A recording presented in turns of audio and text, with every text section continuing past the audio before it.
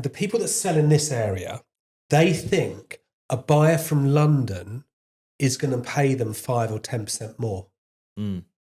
It's bullshit. Yeah. And I'll tell you why. They have no emotional attachment to the location. Yeah.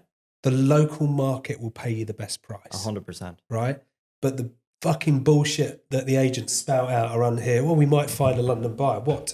The London buyer is going to research the shit out of the area. They're going to come armed with data and comparables, and they're going to get hit hard on price. Yeah. If that's the kind of buyer you want, stick it into London. Yeah. It's bullshit. Yeah. I've just done a deal with someone who's paid a very, very good price, who are local, on a home. I'm not going to give too much away.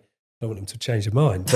But the point is, I don't think a London buyer would have paid that. Yeah. And that's because they know the area, they know the road, they know the location, they know that their duration of living in that home, it's going to return as a great investment over time. Yeah. So I think it's a really interesting. I think London agents have also suffered from being in a market where properties sell themselves. Yeah. For such a long time. Yeah. Since God was a boy. And then in 2021, 22, there was a turn. Yeah. And when that turn happened, you then see who can sell and who can't. Yeah. And the agents that can are smashing it out of the park. Yeah. Because the London property owner at the moment is swarmed with options. Yeah. But given very little real choice. Yeah. And if you're saying, go back to your point, you create that certainty. 100, it's all certainty. Yeah. Sales is about certainty. It's not about closing. Yeah. And this is where a lot of agents get mixed up. Well, I need to learn how to close. I had someone message me at the weekend. Can you teach me to close? I'm doing lots of viewings. I've got lots of buyers that are lowballing. Yeah. How do I close them? I said, first of all, just to give you an example, and this is real for this conversation we're having. Yeah.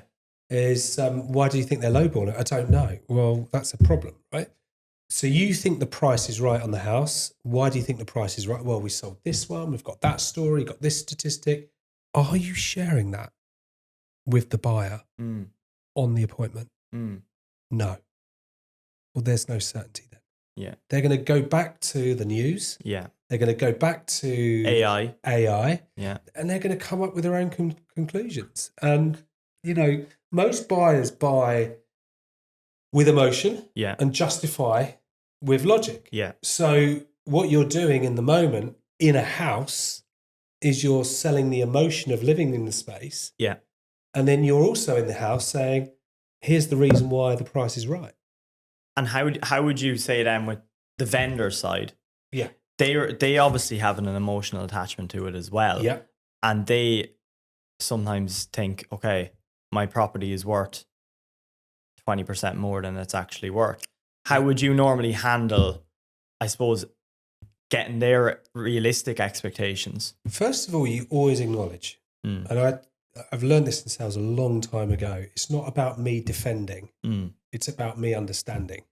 So the first thing I would say to a vendor is, look, I completely understand your thought process. When was the last time you sold your home? And they may go back years, more often than not. And normally that market's conditioned them to thinking, I can start my price at whatever price I need. Yeah. So they're normally buying somewhere. Let's talk about, first of all, we'll come back to your sale in a moment. Let's talk about where you're going. Yeah. And then you get into the juice. Because where they're going, they're never going to pay the price the seller wants. No. So let's talk about that market. Yeah. Let's go into that space. And why does that market separate from yours?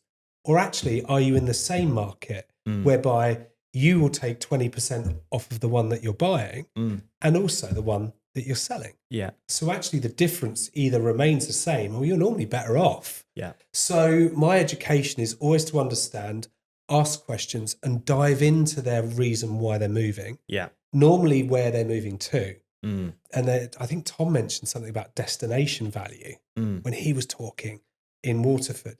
And there's a really interesting point about the destination value. Someone's selling in a part of the country where prices are coming down. Yeah. And then they talk about the destination where prices aren't coming down and they're going up. It's a really interesting space. Yeah. But it's a really good question that you ask. For me, sellers don't understand because we don't give them the information Yes. and the questions to answer. Yeah. So if you don't give them the information, they don't see it with their own eyes. Yeah. If we don't ask the questions, they don't come up to their conclusions. Yeah. We're then telling them.